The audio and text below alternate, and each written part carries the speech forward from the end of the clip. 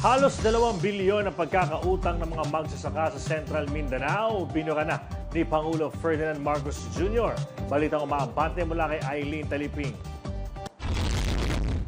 Burado na ang pagkakautang ng mahigit 20,000 agrarian reform beneficiaries sa Central Mindanao na umaabot sa mahigit 1.47 billion pesos matapos pangunahan ni Pangulong Ferdinand Marcos Jr. ang pamamahagi ng Certificates of Condonation with release of mortgage. Sa kanyang talumpati, masayang ibinalita ng Pangulo sa mga magsasaka mula sa Sarangani, Cotabato, South Cotabato, Sultan Kudarat at Davao del Norte na burado na ang pagkakautang ng mga ito sa gobyerno kasama ng amortisasyon, interest at surcharges. Katuparan niya ito para sa mas magandang kinabukasan at matatag na agrikultura at ekonomiya.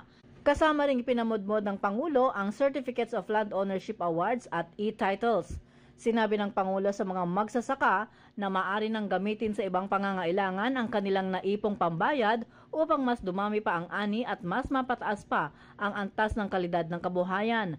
Tanging hiling ni Pangulong Marcos sa mga magsasaka ay suportahan ang mga ginagawang pagsisikap ng gobyerno para sa mas magandang kinabukasan ng lahat ng mga Pilipino.